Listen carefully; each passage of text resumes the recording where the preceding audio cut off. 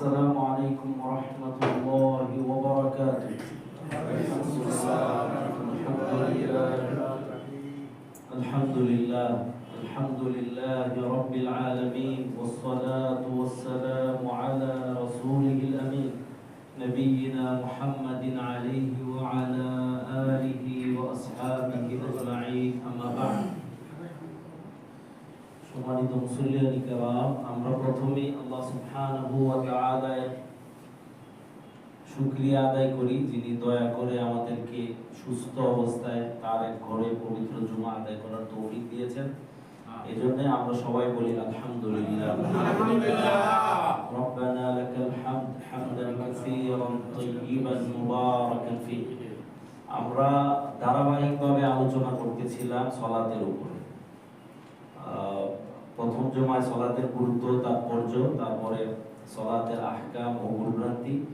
তৃতীয় জুমায় আমরা শুনলাম জামাতের সাথে সালাতের গুরুত্ব তাৎপর্য। আজকে ইনশাআল্লাহ আমরা শুনব মাসায়েল সালাত, অর্থাৎ সালাতের ভেতরে এবং বাহিরে গুরুত্বপূর্ণ মাসায়েল সম্পর্কে ইনশাআল্লাহ আজকে সালাতের উপরে আলোচনা শেষ করব। আল্লাহ বাঁচাইলে ইনশাআল্লাহ আগামী সপ্তাহে আমরা ভূমিকম্পের উপরে কথা বলবো ইনশাআল্লাহ। আর যেহেতু সালাদটাও অনেক বেশি গুরুত্বপূর্ণ, সালাদ ঠিক হইলে বাদ বাকি ইনশাআল্লাহ অন্যগুলিও ঠিক হবে ইনশাআল্লাহ। প্রিয় ভাইরা, সালাদ যেমন ইসলামী শরীয়তের পঞ্চস্তম্ভের দ্বিতীয় স্তম্ভ, আর ঈমানের পরেই হচ্ছে সালাতের স্থান। আর আল্লাহ সুবহানাহু ওয়া তাআলা এর নিকটে বান্দার সবচেয়ে পছন্দনীয় আমল হলো সালাত। তো সালাতকে ইসলামী শরীয়তে যতটুকু না গুরুত্ব দেওয়া হয়েছে, আমাদের পক্ষ থেকে ঠিক এর বিপরীতে ততটাই বেশি উদাসীনতা আমাদের পক্ষ থেকে। তো সালাত আদায় করার ক্ষেত্রে সালাতের কিছু কিছু ফরজ, ওয়াজিব, সুন্নাহ এইগুলি সঠিকভাবে আদায় করার উপরে সালাত কবুল হওয়া না হওয়ার উপরে নির্ভর করে। তো আমরা আজকে এই ব্যাপারে ইনশাআল্লাহ শুনতে চাই সংক্ষেপে। তো সালাত আদায় করার জন্য সর্বপ্রথম যা প্রয়োজন হয় এটা হচ্ছে তাহারাত, অর্থাৎ পবিত্রতা অর্জন করা। আর পবিত্রতা অর্জনের গুরুত্বপূর্ণ প্রথম কাজই হলো ওযু করা আর কি। কারণ রাসূল সাল্লাল্লাহু আলাইহি ওয়াসাল্লাম যেমন হাদিস শরীফে বলেছেন, লা সাহমা ফিল ইসলামি লিমান লা সালাতা লা ওয়া লা সালাতা লিমান লা উযুআ লা। অর্থাৎ যে ব্যক্তি সালাত পড়ে না, ইসলামে তার কোনো অংশ নাই। আর ওয়া লা সালাতা লিমান লা উযুআ লা, আর যে ব্যক্তি ওযু ছাড়া সালাত হয় না, এই আর কি। আর আল্লাহ সুবহানাহু ওয়া তাআলা এই পবিত্রতা অর্জনের ব্যাপারে সূরাতুল মাইদার 6 নম্বর আয়াতে বিস্তারিত উল্লেখ করেছেন। আমাদের সময় তো আমরা ওইদিকে যাচ্ছি না, শুধু সংক্ষেপে বলি। এই ব্যাপারে আল্লাহ সুবহানাহু ওয়া তাআলা সূরাতুল বাকারা এর 222 নম্বর আয়াতে বলেছেন, ইন্নাল্লাহা ইউহিব্বুত তাওয়াবিন ওয়া ইউহিব্বুল মুতাতাহহিরিন। নিশ্চয়ই আল্লাহ সুবহানাহু ওয়া তাআলা তাওবাকারীদের এবং পবিত্রতা অর্জনকারীদেরকে ভালোবাসেন।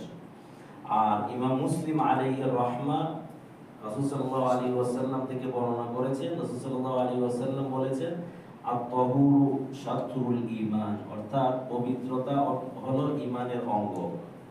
প্রিয় ভাইরা,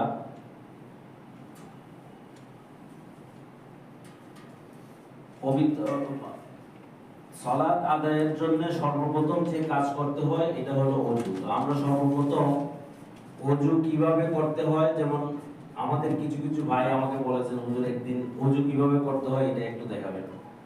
তো ঠিক আছে, কিন্তু বড় কথা হলো যে ব্যক্তি জানে না, এটা লজ্জার না, কিন্তু লজ্জার হলো যে জানার চেষ্টা করে না, এটা হলো কষ্টের, এটা হলো লজ্জার। তো আল্লাহ সুবহানাহু ওয়া তাআলা আমাদেরকে সবকিছু জেনে বুঝে আমল করার তৌফিক দান করুন। সম্মানিত উপস্থিতি, দেখুন পবিত্রতা অর্জন করার জন্য তিনটা মাধ্যম রয়েছে। তিনটা, 1 নাম্বার হলো ওযু, 2 নাম্বার হলো গোসল, আর 3 নাম্বার হচ্ছে তায়াম্মুম। তো আমরা প্রথমেই ওযু সম্পর্কে জানি। যেমন ওযুর ফরজ হচ্ছে 4টা। এক নাম্বার হলো সমস্ত মুখমণ্ডল ধৌত করা। এটার সীমা হলো যে এক কানের নতি থেকে অন্য কানের নতি আর চুলের গোড়া থেকে থুতনির নিচ পর্যন্ত, এতটুকু হলো মুখ ধৌত করা।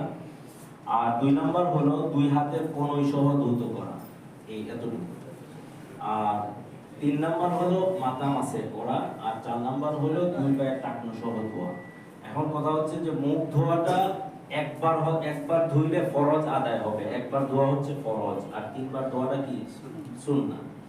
তো 2 হাতের কনুই সহ ধোয়া এটাও একই। আর মাথা মাসে করার ব্যাপারে হলো যে মাথার 4 ভাগের 1 ভাগ যদি কেউ মাসা করে তাহলে তার ফরজ আদায় হয়ে যাবে। আর মাথা মাসে করার নিয়ম হলো হাত ধোয়ার পরে এই যে এইভাবে শুরু করে একদম সর্বশেষ, তারপরে আবার ঘুরে আসবে এখানে, তারপরে এই যে 2 হাতের শাহাদাত আঙ্গুল দিয়ে এইভাবে কান পরিষ্কার করে এই 2 হাতের এই যে বৃদ্ধাঙ্গুল দিয়ে এইভাবে পিছনটা মুছে নেবে। কিন্তু পাশাপাশি আমাদের দেশে অনেকে আছেন যে ঘাটটা মাসায় করেন, এটা করা যাবে না, এটা বেদাত। ঘাড় মাসে করা যাবে না, এটা অজুর অংশ না। তো আমরা যেহেতু অজুর কথা বলছিলাম, তো দেখুন অজুর শুরুতে প্রথমে বিসমিল্লাহ বলতে হয়। বিসমিল্লাহির রহমানির রহিম পুরাটা না, শুধু বিসমিল্লাহ।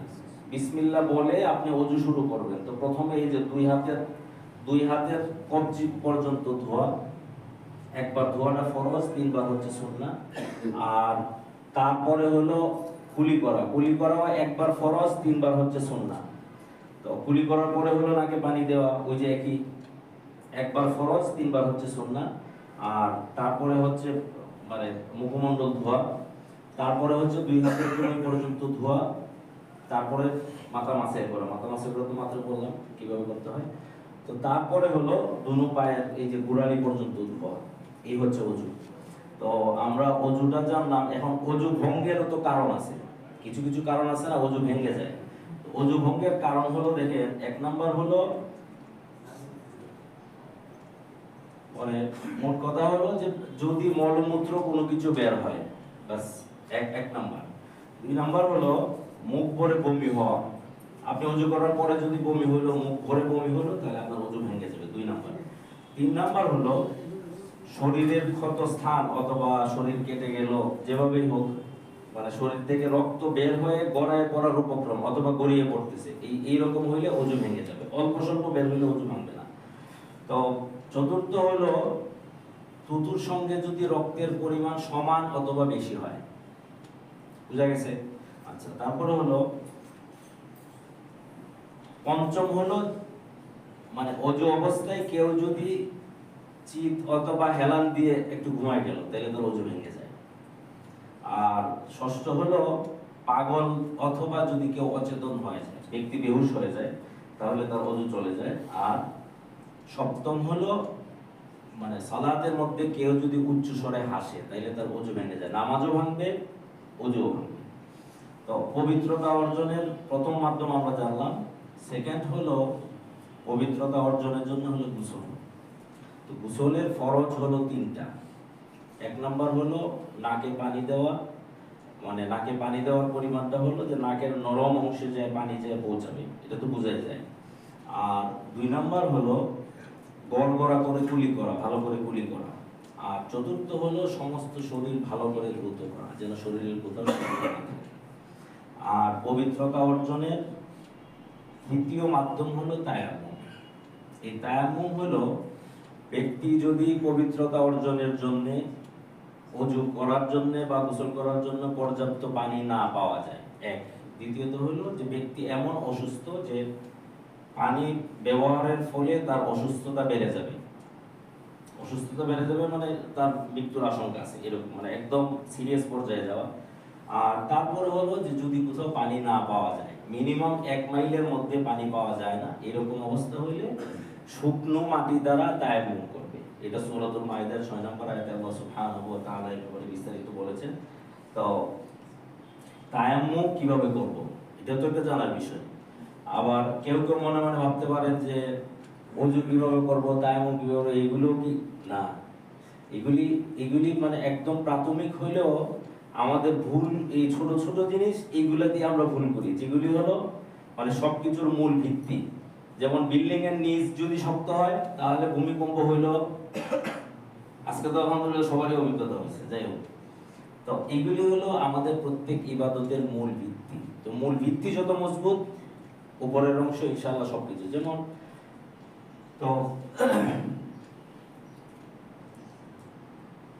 তায়াম্মুম হলো মানে শুকনো পবিত্র মাটি নিয়ে, মানে তায়াম্মুমের এক নম্বর তায়াম্মুমের ফরজ হলো তিনটা। এক নম্বর হলো নিয়ত করা। নিয়ত বলতে পবিত্রতা অর্জনের নিয়ত, যে আমি মনে মনে বলবে, মানে এটা মনে মনে, মুখ দিয়ে উচ্চারণে না, মনে মনে, যে আমি পবিত্রতা অর্জন করার জন্য তায়াম্মুম করছি, বাস এটাই হলো নিয়ত এক।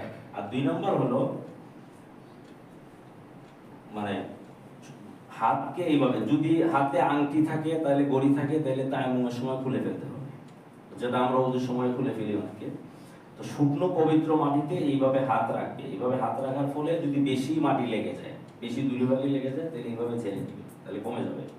কমে যাওয়ার পরে প্রথমে হলো সমস্ত মুখ মাসের করা, অজুর যে সীমা তায়াম্মুমেরও একই সীমা এক। তারপরে মানে দুই নম্বর গেল। তিন নম্বর হলো আরেকবার মাটির মধ্যে এইভাবে হাত রেখে, প্রথমে হলো ডান হাত দিয়ে বাম হাত, তারপরে হলো এইভাবে একদম মানে এই যে এইভাবে হাতের আঙ্গুলগুলি একদম খেয়াল করা সহ পুরোটা, যেন কোনো পাপ না থাকে এই।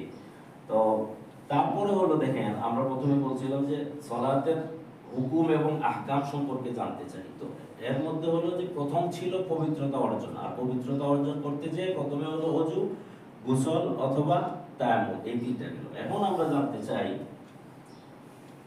মানে সালাতের আহকাম এবং আরকান কি। এগুলি হলো মোট, মানে সালাতের আহকাম এবং আরকান হলো মোট 13টা। সালাতের বাহিরে হলো 7টা, মানে সালাত শুরুর আগে আপনি যখন সালাতের প্রস্তুতি নেবেন ওই সময় হলো 7টা, আর সালাতের ভিতরে হলো 6টা। তো এক নম্বর হলো দেখেন, মানে যেগুলিকে শরীয়তের পরিভাষায় আহকাম বলা হয়েছে, আর একটাকে বলা হয়েছে আরকান। তো সালাতের আহকাম হচ্ছে 7টা। এক নম্বর হলো ব্যক্তি যখন সালাত আদায় করার ইচ্ছা করবে, প্রথমে হলো তার শরীর পাক হওয়া লাগবে, শরীরে কোনো নাপাকি থাকতে পারবে না এক। দ্বিতীয়ত হলো তার পরিধেয় যে বস্ত্র, যে কাপড় পরে আছে, ওই কাপড়টাও পাক পবিত্র হবে, দুই গেল। তিন নম্বর হলো সালাত আদায় করার জায়গাটা পাক পবিত্র হতে হবে, তিন। চতুর্থ হলো সতর ঢাকা। এখন আমরা জানি পুরুষের সতর হলো নাভি থেকে নিয়ে হাঁটু পর্যন্ত, এটা হচ্ছে সতর। এখন আমাদের মানে এটা মাঝে মাঝে চোখে পড়ে আর কি, আমাদের কেউ মানে কোনো ভাই সালাতে আসেন, মানে নিচে উনি প্যান্ট পরেছেন ঠিক আছে, কিন্তু গেঞ্জি গায়ে দেওয়ার কারণে উনি যখন সেজদায় যান তখন ওনার কোমর দিয়ে একটু ফাঁকা হয়ে যায়। তো এরকম হইলে কিন্তু সালাত হবে না, সাবধান। তো পঞ্চম হলো ওয়াক্ত মতো সালাত পড়া। যে কোনো সালাত আদায় করার ক্ষেত্রে সালাতের ওয়াক্ত হওয়াটা হচ্ছে শর্ত, ফরজ। আর ষষ্ঠ হলো কেবলামুখী হওয়া, কেবলামুখী হয়ে সালাত আদায় করতে হবে।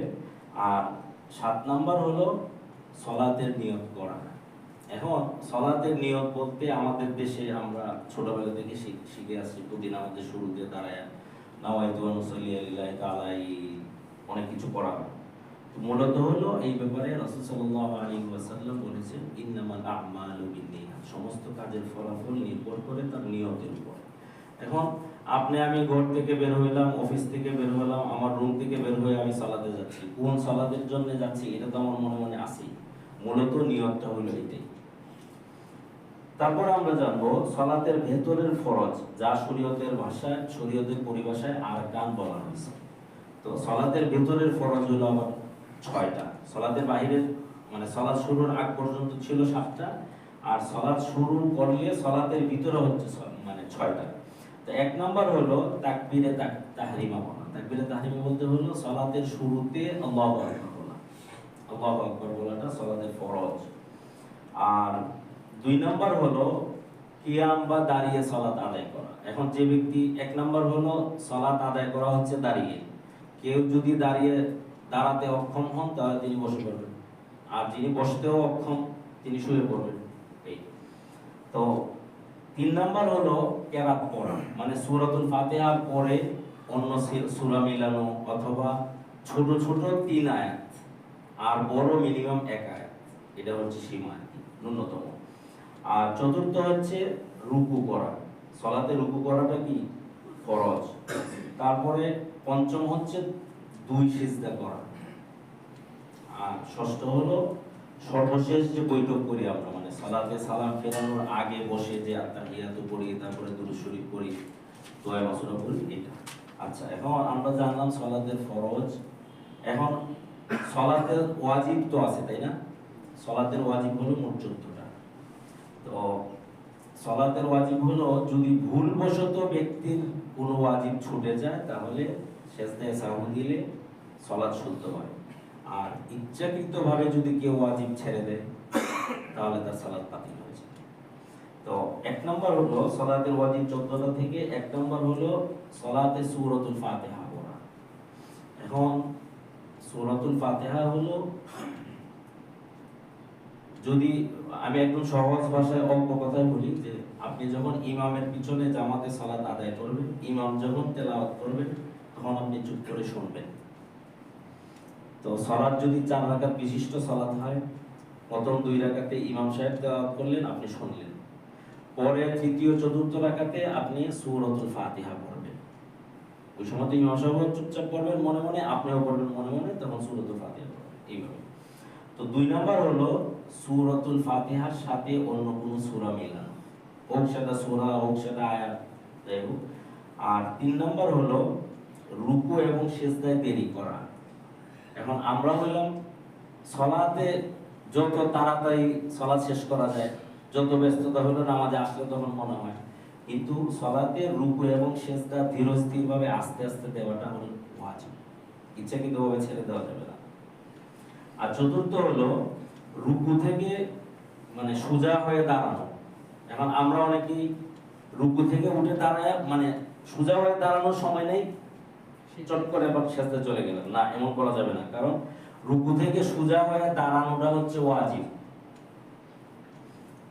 পাশাপাশি দেখেন, এই রুকু থেকে উঠে আমরা যখন বলি রব্বানা সামিআ আল্লাহু লিমান হামিদা, রব্বানা লাকাল হামদ, এতটুকু, এই ব্যাপারে একটা হাদিস শোনাই। দেখেন, রাসূল সাল্লাল্লাহু আলাইহি ওয়াসাল্লাম ওনার সাহাবীদেরকে নিয়ে সালাত আদায় করছেন। এই সময় রাসূল সাল্লাল্লাহু আলাইহি ওয়াসাল্লাম যখন রুকু থেকে ওঠার সময় সামিআ আল্লাহু লিমান হামিদা, রব্বানা লাকাল হামদ, এতটুকু ওনারা যখন পড়লেন, তখন পিছন থেকে একজন সাহাবী উনি তখন বলে উঠলেন রব্বানা লাকাল হামদ হামদান কাসীরান তাইয়িবান মুবারাকান ফীহি। তো রাসূল সাল্লাল্লাহু আলাইহি ওয়াসাল্লাম সালাত শেষ করলেন। সালাত শেষ করার পরে যখন মুসল্লিদের দিকে ঘুরে বসলেন, তখন উপস্থিত সবাইকে উদ্দেশ্য করে জিজ্ঞাসা করলেন যে রব্বানা লাকাল হামদ হামদান কাসীরান তাইয়িবান মুবারাকান ফীহি তোমাদের মধ্যে কে বলেছে? তো ওই সাহাবী উনি মনে মনে একটু ভয় পেয়ে গেলেন। তো আরেকবার যখন জিজ্ঞেস করলেন, তখন উনি বললেন যে ইয়া রাসূলুল্লাহ, আমি বলেছি। তো রাসূল সাল্লাল্লাহু আলাইহি ওয়াসাল্লাম বললেন যে দেখো, তুমি এই কথাটা বলার পরে আমি দেখলাম 30 জন ফেরেশতা প্রতিযোগিতা শুরু করলো কে আগে সওয়াব লিখবে।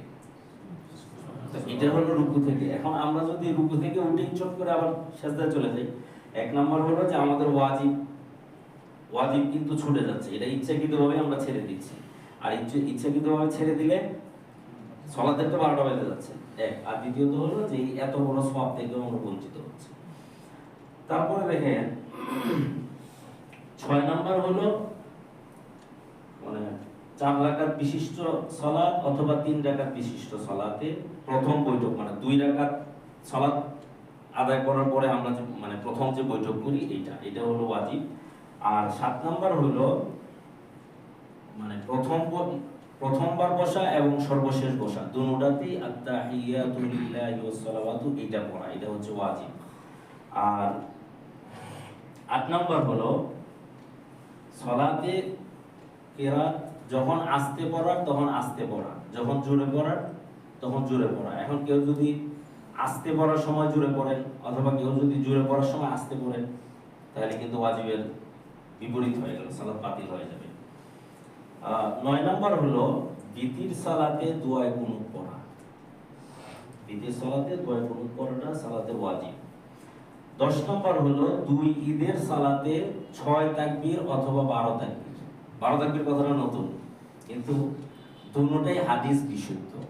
এখন কেউ যদি, আমরা 6 তাকবীর দেয়াতে অভ্যস্ত, কিন্তু কেউ যদি 12 তাকবীর যদি দেয়, তাহলে ওই লোক ভুল করতেছে, এই কথা বলা যাবে?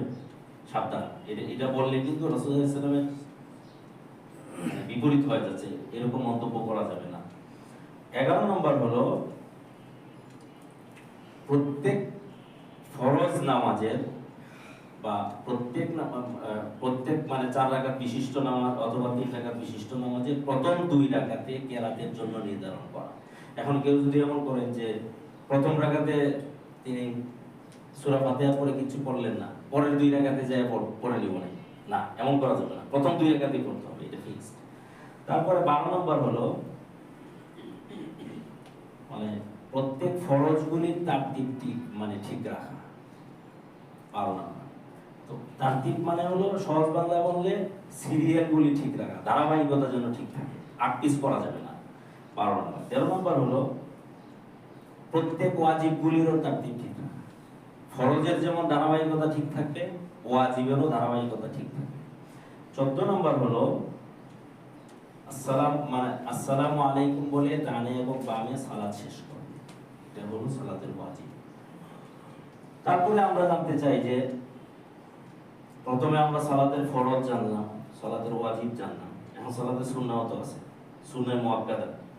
তো সুন্নতে মুআক্কাদা হলো মোট 12টা।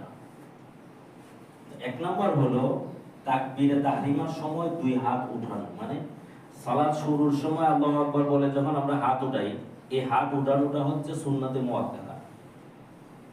এখন এই হাত উঠানোটা কেউ আছেন কান পর্যন্ত উঠান, কেউ আছেন এতটুকু উঠান কাঁধ বরাবর, কেউ আছেন এতটুকু, তিনটাই সহি। কাউকে বলা যাবে না যে দেখছো ওই কিভাবে নামাজ পড়ে, না, তিনটাই হাদিস শরীফে আসছে, তিনটাই বিশুদ্ধ। যার যেভাবে মন চায় সে এইভাবেই সালাত আদায় করবে। আল্লাহ সুবহানাহু ওয়া তাআলা জিজ্ঞেস করবেন না সালাতের সময় হাত কোথায় বাঁধছো, ঠিক আছে? তো 2 নম্বর হলো 2 হাত বাঁধা। এই 2 হাত বাঁধা নিয়ে হলো কারো যদি মন চায় এইভাবে করবে করুক, কারো যদি মন চায় এইভাবে করবে করুক, কেউ এখানে রাখবে, কেউ নাভির নিচে রাখবে, কোনো সমস্যা নেই, যার যেভাবে মন চায় সে পড়ুক। আল্লাহ সুবহানাহু ওয়া তাআলা এই জন্য কাউকে জিজ্ঞেস করবেন না। আর সবগুলি হাদিস দ্বারা প্রমাণিত, কারণ রাসূল সাল্লাল্লাহু আলাইহি ওয়াসাল্লাম যেমন আমরা যেমন মানে সালাতের শুরুতে সানা হিসেবে শুধু সুবহানাকা আল্লাহুম্মা এই এক দোয়া শিখে জীবন পার করে দিচ্ছি, কিন্তু রাসূল সাল্লাল্লাহু আলাইহি ওয়াসাল্লাম তো একাধিক সানা পড়তেন, এক সালাতে এক সানা পড়তেন এরকম। তো ঠিক তদ্রূপ সালাতের ক্ষেত্রেও উনি এক এক সময় এক এক জায়গায় হাত দিচ্ছেন। তো এখন মানে সবার আগে আপনাকে আমাকে দেখতে হবে যে রাসূল সাল্লাল্লাহু আলাইহি ওয়াসাল্লাম কিভাবে করেছেন। যদি ওনার পড়ার সাথে যদি মিলে যায় তাহলে কোনো কথা নেই। আর এই ব্যাপারে প্রত্যেক ইমাম, যেমন আমরা হানাফি মাযহাব ফলো করি, ইমাম আবু হানিফা আলাইহির রাহমাহ, মানে মোট কথা হলো প্রত্যেকে যার যার আমানতের জায়গা থেকে ওনারা রক্ষা করেছেন, ওনারা খেয়ানত করেন নাই। যেমন ইমাম আবু হানিফা আলাইহির রাহমাহ, ওনার বিখ্যাত উক্তি হলো যে ইযা সাহহাল হাদিসু ফাহুয়া মাযহাবি, যখন কোনো হাদিস সত্য বলে প্রমাণিত হবে যে এই কাজটা রাসূল সাল্লাল্লাহু আলাইহি ওয়াসাল্লাম এইভাবে করেছেন, তাহলে ফাহুয়া মাযহাবি, এইটাই ইমাম আবু হানিফার মাযহাব। সুতরাং আমি আমার মাযহাব মানি, আমার মাযহাবে এইটা না এইটা মানা যাবে না, না এটা বললে তো আমাদের ইমামের সাথে বিপরীত হয়ে যাচ্ছে, বুঝতে পারছি? মানে আমরা কোনো বিতর্কে যাব না, সহজ ভাষায় মাযহাব আমাদেরকে মানতেই হবে, কারণ সবার জ্ঞানের পরিধি এক না, প্রত্যেকেই কোরআন এবং সুন্নাহ থেকে সরাসরি সব বুঝবে না। মাযহাব আমাদেরকে মানতেই হবে। মাযহাব হলো ব্যাখ্যা, ওনারা এক একজন যে যেভাবে বুঝেছেন এইভাবে ব্যাখ্যা দিয়েছেন, বাস এতটুকুই। এখন এই ব্যাখ্যা মানতে যে সর্বপ্রথম দেখতে হবে যে এটা কোরআন এবং হাদিসের কোন জায়গার সাথে মিলে, যদি মিলে যায় তাহলে চোখ বন্ধ করে মেনে নিতে হবে, বাস এই। তো 3 নাম্বার হলো সালাতে সানা পড়া, আর চতুর্থ হলো আউযু বিল্লাহি মিনাশ শাইতানির রাজিম পড়া, আর পঞ্চম হলো বিসমিল্লাহির রহমানির রহিম পড়া, তারপরে আপনি সূরাতুল ফাতিহা পড়া। এটা মুক্তাদির জন্য ও ইমামের জন্য সুন্নাহ মুআক্কাদা। তারপরে হলো সূরাতুল ফাতিহা শেষে আমিন বলা। এখন এই আমিন বলা নিয়ে হলো কেউ একদম মনে মনে বলেন, কেউ একটু আস্তে বলেন, কেউ একটু জোরে বলেন, কেউ আবার খুব জোরে চিৎকার করে, না এত জোরে চিৎকার করে বলা যাবে না। এখন সালাতে আমিন জোরে হবে না আস্তে হবে, সবগুলি তো হাদিস দ্বারা বিশুদ্ধ হাদিস দ্বারা প্রমাণিত। এখন আমাদের দেশে এটা প্রতিষ্ঠিত, মানে আমাদের সমাজে যে আমরা আমিনটা আস্তে বলি। এখন কেউ যদি একটু জোরে যদি বলেন তার দিকে এইভাবে একটু তাকাইলাম, কেমনে, না এমন করা যাবে না, সাবধান। হ্যাঁ, আর এগুলি মানে ক্ষতির কারণ এগুলি। তো 7 নম্বর হলো প্রত্যেক উঠা বসায় আল্লাহু আকবার বলা, মানে সালাতে যখন দাঁড়ায়, যখন আমরা যখন রুকুতে যাব আল্লাহু আকবার, ওঠার সময় সামি আল্লাহু লিমান হামিদা, কিন্তু দাঁড়ানো থেকে যখন সেজদায় যাব, সেজদা থেকে উঠবো, আবার সেজদায় যাব, আবার বসবো অথবা মানে দাঁড়াবো, সবগুলির সময় আল্লাহু আকবার বলা, এগুলো সুন্নাতে মুআক্কাদা। 9 নম্বর হলো রুকু থেকে ওঠার সময় সামি আল্লাহু লিমান হামিদা রব্বানা লাকাল হামদ, এটা হলো মিনিমাম। তারপরে হামদান কাসীরান তাইয়িবান মুবারাকান ফি, এতটুকু। কিন্তু আপনি যদি মানে রাসূল সাল্লাল্লাহু আলাইহি ওয়াসাল্লাম কিভাবে সালাত আদায় করতেন এই ব্যাপারে আমরা যদি একটু পড়ালেখার চেষ্টা করি, তাহলে দেখবেন রাসূল সাল্লাল্লাহু আলাইহি ওয়াসাল্লাম এই রুকু থেকে দাঁড়ায় অনেক সুন্দর সুন্দর দীর্ঘ দোয়া করতেন, যেগুলি আপনি যখন বাংলা যখন দেখবেন তখন এত সুন্দর দোয়া আমি জানি না, তখন মানে নিজের মনের মধ্যে আফসোস তৈরি হবে। আর রাসূল সাল্লাল্লাহু আলাইহি ওয়াসাল্লামের উম্মত হিসেবে আমাদেরকে এগুলি শিক্ষা করা উচিত, এগুলি শিক্ষা করা উচিত, অনেক ফজিলতপূর্ণ। 10 নম্বর হলো সিজদার তাসবিহ পড়া, সুবহান রাব্বিয়াল আ'লা। আর 11 নম্বর হলো দুরূদ শরীফ পড়া। দুরূদ শরীফ পড়াটা ওই যে মানে প্রথম বৈঠক দ্বিতীয় বৈঠকে দুরূদ শরীফ পড়াটা হচ্ছে সুন্নাতুল মুআক্কাদা। আর 12 নম্বর হলো দুআয়ে মাসুরা পড়া, সর্বশেষ বৈঠকে আল্লাহুম্মা ইন্নী যালামতু নাফসি যুলমান কাসীরা, এটা। তো আমাদের দেশে দেখেন আমরা মানে সালাত পড়ার সময় এই আল্লাহুম্মা ইন্নী যালামতু নাফসি যুলমান কাসীরা এই দোয়া শেষ করে ডানে সালাম ফিরাইতে না। কিন্তু ফরজ সালাতে রাসূল সাল্লাল্লাহু আলাইহি ওয়াসাল্লাম, যেমন হাদিস শরীফে আসছে, রাসূল সাল্লাল্লাহু আলাইহি ওয়াসাল্লাম ওনার সাহাবীদেরকে হাত ধরে একদম কাছে এনে, মানে আমাদের দেশে এমন হয় না, কেউ যদি কাউকে ভালোবাসে আদর করে ডাইকা এনে একদম কাছে বসায় তারপরে, তো রাসূল সাল্লাল্লাহু আলাইহি ওয়াসাল্লামের মানে এইভাবে হাদিসে আসছে যে এই ব্যাপারে আমাদের মা আয়েশা রাদিয়াল্লাহু আনহা থেকেও বর্ণিত হাদিসে যে রাসূল সাল্লাল্লাহু আলাইহি ওয়াসাল্লাম সূরাতুল ফাতিহা যেভাবে গুরুত্ব দিয়ে সবাইকে ডাইকা শিক্ষা দিয়েছেন, ঠিক তদ্রুপ ফরজ সালাতের মানে সালাম ফেরানোর আগে মিনিমাম 4টা জিনিস থেকে আশ্রয় চাইতে বলছেন। 1 নম্বর হলো আল্লাহুম্মা ইন্নী আউযু বিকা মিন আযাবি জাহান্নাম ওয়া আউযু বিকা মিন আযাবিল কবর ওয়া আউযু বিকা মিন ফিতনাতিল মাহইয়া ওয়াল মামাত ওয়া আউযু বিকা মিন ফিতনাতিল মাসিহিদ দাজ্জাল। আর আয়েশা রাদিয়াল্লাহু আনহা থেকে বর্ণিত হাদিসে আসছে আরো 2টা জিনিস বেশি, আল্লাহুম্মা ইন্নী আউযু বিকা মিনাল মা'সামি ওয়াল মাগরিব। 1 নম্বর হলো যে আল্লাহ আমি তোমার কাছ থেকে কবরের আযাব থেকে পানাহ চাই। 2 নম্বর হলো কবরের আযাব থেকে তোমার কাছে পানাহ চাই। আর 3 নম্বর হলো দুনিয়া এবং আখিরাতের জীবনে যত ফিতনা আছে এই ফিতনা থেকে তোমার কাছে পানাহ চাই। তো দুনিয়া আখিরাতের ফিতনা থেকে যদি কেউ আল্লাহর কাছে যদি মানে সালাত তো হলো আল্লাহর সাথে কথা বলা আল্লাহর সামনে, তো এই সময় এই দোয়া করে যদি একবার যদি কবুল করাই নিতে পারে তাহলে তো সে পাস, তাই না? আচ্ছা, আর চতুর্থ হলো যে আল্লাহ তোমার কাছে দাজ্জালের ফিতনা থেকে পানাহ চাই। আর আয়েশা রাদিয়াল্লাহু আনহা বর্ণিত হাদিসে 2টা জিনিস বেশি, একটা হলো যে আল্লাহ তোমার কাছে আমি ঋণগ্রস্ত হওয়া থেকে পানাহ চাই, আরেকটা হলো আমি যেন পাপী না হই, পাপী অবস্থায় যেন আমি মৃত্যুবরণ না করি, এটা। তো ইনশাআল্লাহ আমরা চেষ্টা করব এগুলি শিখার।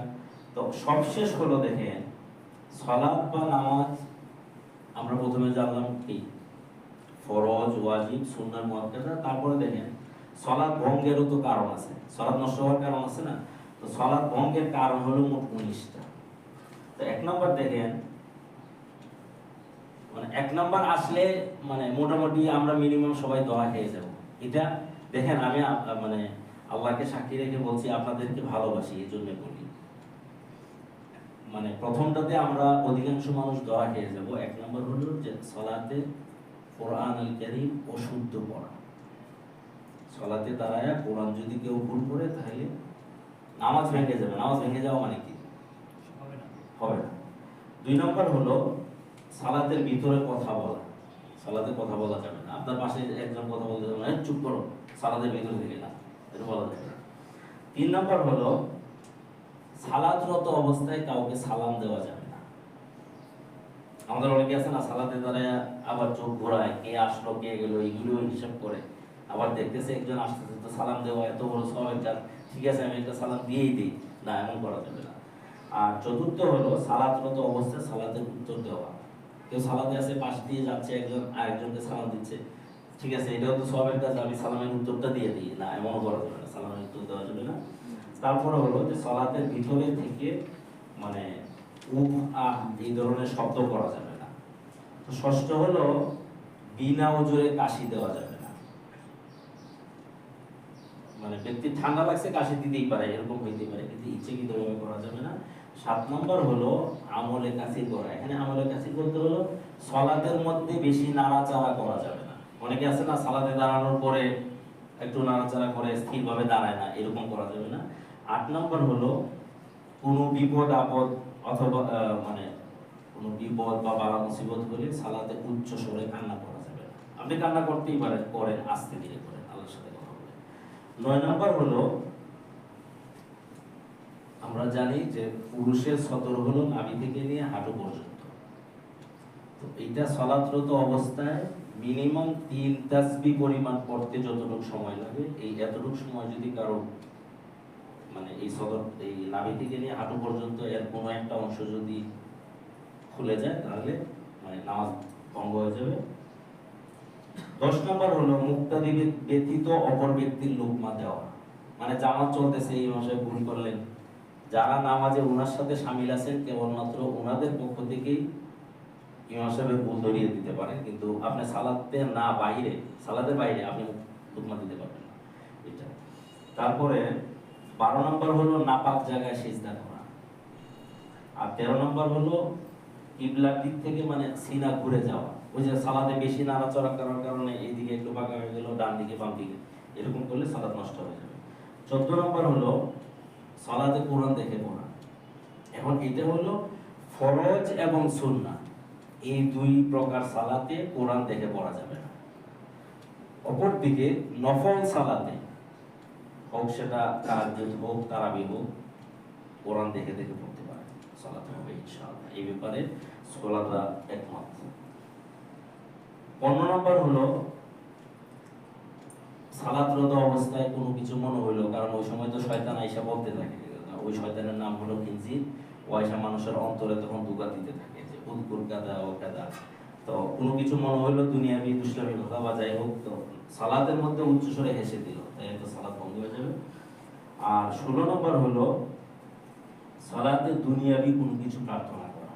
তো এটা হলো ফরজ সালাতে দোয়া না করাই ভালো, সুন্নাতেও না করাই ভালো, কিন্তু নফল নামাজে আপনি আপনার ইচ্ছা মতো বলতে পারেন, বাংলায়ও চাইতে পারেন, কারণ আল্লাহ সুবহানাহু ওয়া তাআলা বাংলাও বোঝেন নাকি।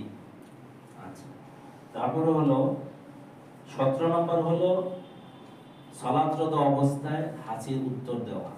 এখন হাসির উত্তর দেওয়াটা অনেক বড় সওয়াবের কাজ। নামাজরত অবস্থায় যদি মনে করে তো মানে আমার পাশে একজন হাসি দিল, ঠিক আছে আমি উত্তরটা দিয়ে দিই, এরকম করা যাবে না। তারপরে 18 নম্বর হলো সালাতে খাওয়া এবং পান করা, এই দুই কাজ করা যাবে না। 19 নম্বর হলো মানে যে রোগে মানে রাগ করবেন না, যে রোগে আমরা অধিকাংশ মানুষই এই রোগে আক্রান্ত, এটা হলো সালাতরত অবস্থায় মানে ইমাম রুকু থেকে মানে রুকুতে যাওয়ার সময় ঠিক আছে ইমাম সাহেব আগেই যান, কিন্তু রুকু থেকে উঠার সময়ও মানে রুকুতে যায় আবার পাহারা দিতে থাকে যে ইমাম কখন উঠবে আমি কখন দাঁড়াবো, পারলে ইমামের আগেই দাঁড়ায় যায় এক। আবার সেজদায় যাওয়ার সময়ও চেষ্টা করে ইমামের আগে চলে যেতে, আবার সেজদা থেকে ওঠার সময় এরকম চেষ্টা, আবার সেজদা যাওয়ার সময়ও কেউ কেউ আগে চলে যান অথবা আগেই কাত হয়ে যান, সাবধানে, এরকম করা যাবে না। বরং হাদিস শরীফে আসছে রাসূল সাল্লাল্লাহু আলাইহি ওয়াসাল্লামের সাহাবায়ে কেরাম বলেছেন যে আমরা যখন দেখতাম রাসূল সাল্লাল্লাহু আলাইহি ওয়াসাল্লাম রুকু থেকে উঠে সোজা হয়ে দাঁড়াতেন, তখন আমরা মানে ওনাদের যখন মনে হইতো যে উনি সোজা হয়ে দাঁড়ায় গেছেন, তখন আমরা রুকু থেকে উঠতাম। ঠিক তদ্রুপ সেজদায় রাসূলুল্লাহ সাল্লাল্লাহু আলাইহি ওয়াসাল্লাম সেজদায় যায় পৌঁছার পরে আমরা সেজদায় যেতাম, সেজদা থেকে তিনি যখন আবার সোজা হয়ে উঠে দাঁড়াতেন, মানে যখন সোজা হয়ে বসতেন বলে মনে হতো তখন আমরা বসতাম, এরকম। তো আমাদের প্রত্যেকেরই মানে এইদিকে খেয়াল করা উচিত। সবশেষ বলি, দেখুন রাসূল সাল্লাল্লাহু আলাইহি ওয়াসাল্লামের জীবনের একদম অন্তিম মুহূর্তে রাসূল সাল্লাল্লাহু আলাইহি ওয়াসাল্লামের ইন্তেকালের সময় সর্বশেষ যখন তিনি আর কথা বলতে পারছেন না, একদম সর্বশেষ অবস্থা, ওই সময় রাসূল সাল্লাল্লাহু আলাইহি ওয়াসাল্লামের ওসিয়ত ছিল আমাদের জন্য আসসালাত আসসালাত ওয়া মা মালাকাত আইমানুকুম, তোমরা সালাতের প্রতি গুরুত্ব দাও। সালাতের প্রতি যত্নবান হও। আর ছিল যে ওয়াম্মা মালাকাত আইমানুকুম, তোমাদের অধীনস্থ যারা আছে, তোমাদের অধীনস্থ যারা, এদের ব্যাপারে আল্লাহকে ভয় করো। আর দেখুন আল্লাহ সুবহানাহু ওয়া তাআলা, আমরা এগুলো জেনেছি আগে যে কিয়ামতের দিনে সর্বশেষ প্রথম বান্দার হিসাব হবে সালাতের। তো যে ব্যক্তির সালাতের হিসাবে যে সফল হয়ে যাবে ইনশাআল্লাহ, মানে স্কলাররা বলেছেন যে ব্যক্তি সালাতের হিসাবে সফল ইনশাআল্লাহ পরবর্তীতে সবকিছু সফল। আর এমনও দেখেন যে যারা সালাত আদায় করেন তাদের চলাফেরা তাদের কি একরকম, আর যারা সালাত আদায় করেন না তাদের চলাফেরা হলো ভিন্ন। আল্লাহ সুবহানাহু ওয়া তাআলা আমাদেরকে সঠিকভাবে সালাত আদায় করার তৌফিক দান করুন। সর্ব অবস্থায় আল্লাহ সুবহানাহু ওয়া তাআলাকে ভয় করার তৌফিক দান।